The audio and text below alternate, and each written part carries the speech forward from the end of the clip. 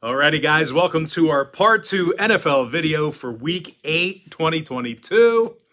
My name is Brock Page, and I've been doing sports picks for free right here on YouTube since 2016. I also sell my personal sports bets on patreon.com/BrockPage. I'm hitting at 65% my last 27 NFL tier package bets on that site. And I'll include a link for this week's NFL tier package bets in the description section below. I currently have over 630 members who are signed up and active on that site right now. And with that, guys, let's go ahead and dive into our afternoon slate.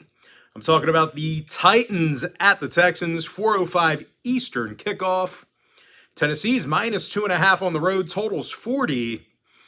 Now, the Titans are on a 4-game winning streak, and they successfully covered the point spread in all of those victories. They've also done a terrific job of shutting down the run. They currently have a top 5 rush defense. David Long Jr. and Kevin Byard, they have over 85 tackles between the two of them. They're facing a Houston offense who's scoring only 17 points a game. Meanwhile, defensively, these guys are allowing more rush yards a game than any other club in the league. Could be a big day for Derrick Henry. Now, injury-wise, Jones, Cunningham, Tannehill, Simmons, and Davis, they're all listed as questionable for Tennessee. Meanwhile, for Houston, Collins and Grenard are questionable for them. When it comes to the total, Houston saw overs this year against the likes of Jacksonville, Denver, and Indianapolis. Meanwhile, Tennessee saw their last 3 straight stay under the total themselves. I'm going to go ahead and lean toward Tennessee, minus 2.5, under 40.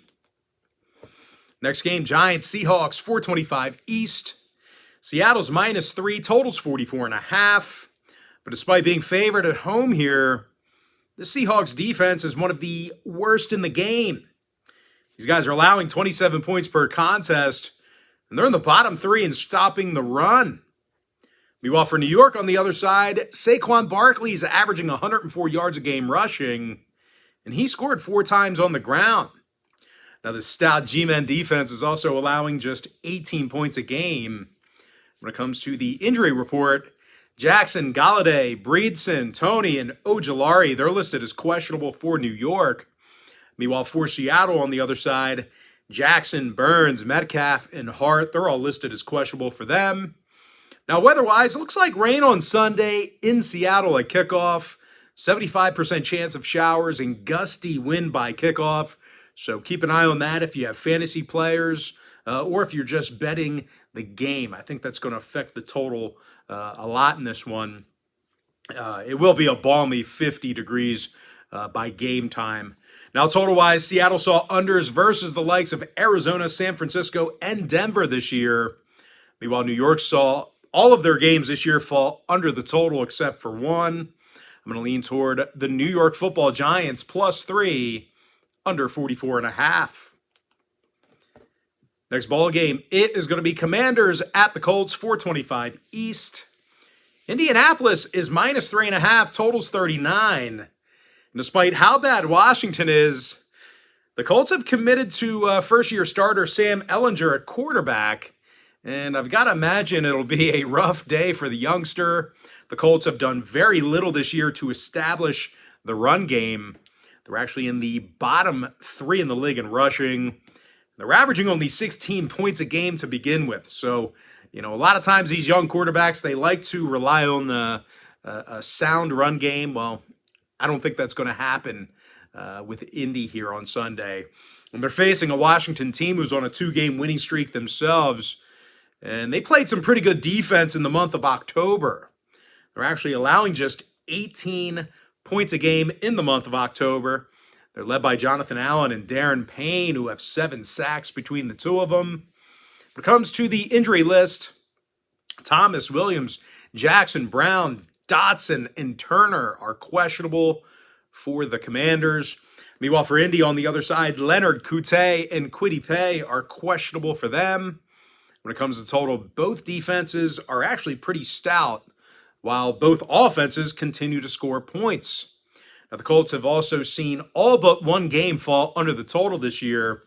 Meanwhile, Washington went 4-1 at the under in their last 5.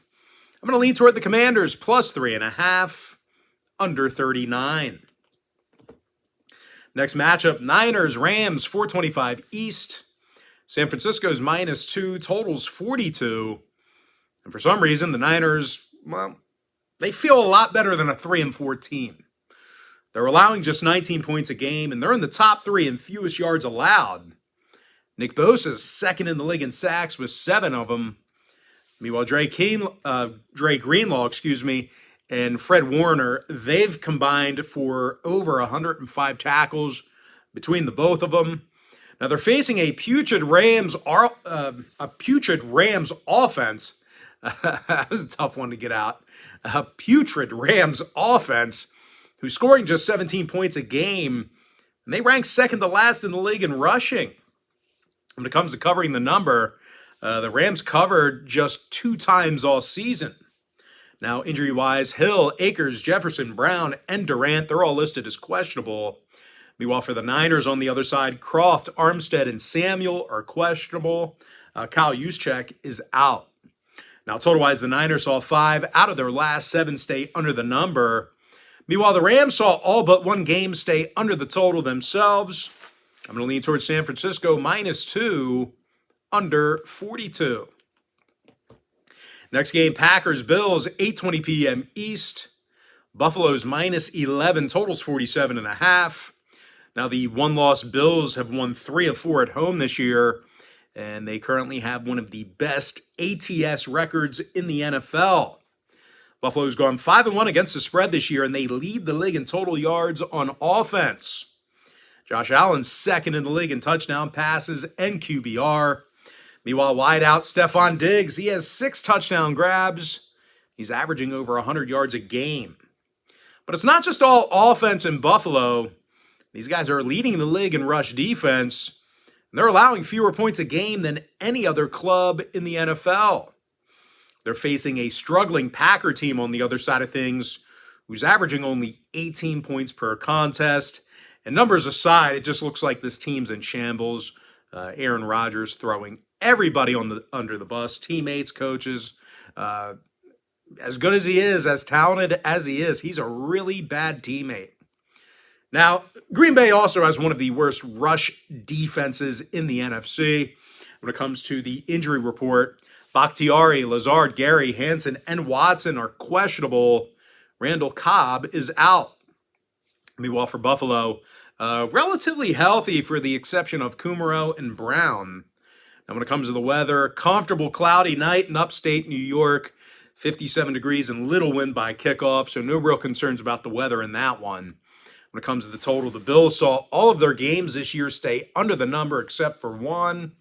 Meanwhile, Green Bay saw unders against the likes of the Jets, Buccaneers, and Minnesota.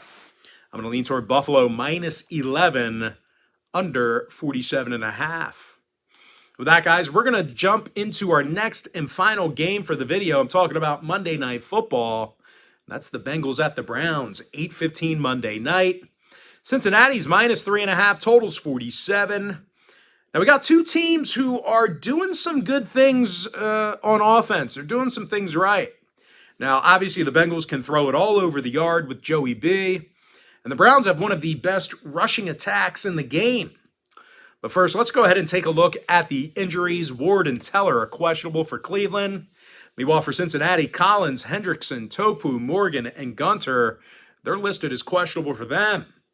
When it comes to the weather in this one, could be a wet day in the afternoon, although things could possibly clear up by game time. I know we're, a handful of days out. Looks like we're going to have a wet morning and a wet afternoon, although it looks like it's going to dry up by kickoff. Total-wise, feels like an overplay here if the adverse weather does hold off. The Bengals did see their last 2 straight get over the number. Overs against the likes of Atlanta and New Orleans. Meanwhile, the Browns saw 5 out of their last 7 get over the total themselves. Now, when it comes to picking a winner in this one, this will be another one of my NFL tier package bets on my website. So if you want to see whether I like the Brownies catching points at home or if I like Cincy getting the job done on the road, there's only one way to find out, and that's to sign up for my NFL tier package bets on my website. And the link for those plays are in the description section below. But as far as making a free pick is concerned with this game, I'm going to lean toward the over 47 if that weather holds off. And with that, guys, now it's time for our quick pick recap. I like the Titans minus 2.5 under 40. Give me the Giants plus 3 under 44.5. Washington plus 3.5 under 39. San Francisco minus 2 under 42. Buffalo Bills minus 11 under 47.5. And before I give you my next and final free pick for the video, one final reminder that I'm hitting at 65% in my last 27 NFL tier package bets on my website. I like the over 47 in the Cincinnati-Cleveland game. And with that, guys, that's going to do it for me. Don't forget to check me out on my website. But most importantly, guys, got to thank you for joining me right here on YouTube. Really hope you enjoyed all this great free content, all this great free information. And with that said, guys, happy week 8 to you. Best of luck to you. And I look forward to seeing you later on today on my website at patreon.com/rockpage.